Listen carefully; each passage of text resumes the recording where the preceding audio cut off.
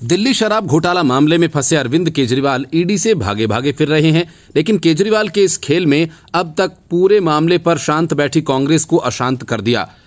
कांग्रेस ने काफी दिनों बाद अरविंद केजरीवाल के खिलाफ मोर्चा खोला और कहा कि केजरीवाल भगौड़े की तरह दिख रहे हैं।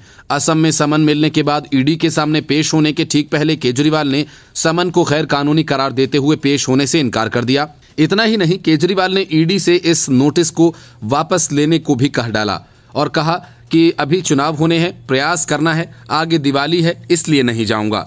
इससे नाराज कांग्रेस के संदीप दीक्षित ने कहा कि इस मामले में केजरीवाल भगौड़े की तरह भागते हुए दिख रहे हैं।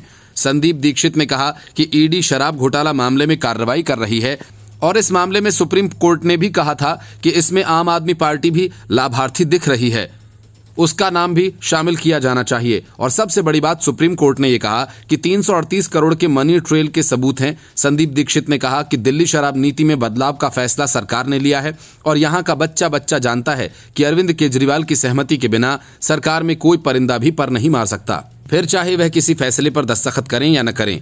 उन्होंने कहा कि केजरीवाल आम आदमी पार्टी के भी सर्वे सर्वा हैं और दिल्ली सरकार के भी वही मुखिया हैं। अब इस मामले में पार्टी और सरकार पर जांच हो रही है तो स्वाभाविक सी बात है कि अरविंद केजरीवाल से भी सवाल पूछे जाएंगे, क्योंकि पार्टी के राष्ट्रीय संयोजक वही हैं। संदीप दीक्षित ने कहा कि इस मामले में केजरीवाल भगोड़ी की तरह दिख रहे हैं। उन्होंने ईडी को जो पत्र लिखा उसमें उन्होंने कहा कि मामले में कोई तथ्य नहीं है। कांग्रेस नेता ने कहा कि जांच में तथ्य तय करने वाले केजरीवाल कौन होते हैं।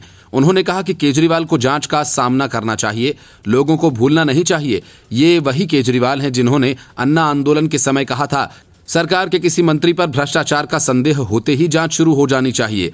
आज वे खुद ही जांच से छिपते भागते हुए नजर आ रहे हैं। अरविंद केजरीवाल ने चिट्ठी में लिखते हुए कहा कि ईडी का नोटिस गैर कानूनी और राजनीति से प्रेरित है। इस नोटिस को बीजेपी के कहने पर भेजा गया है।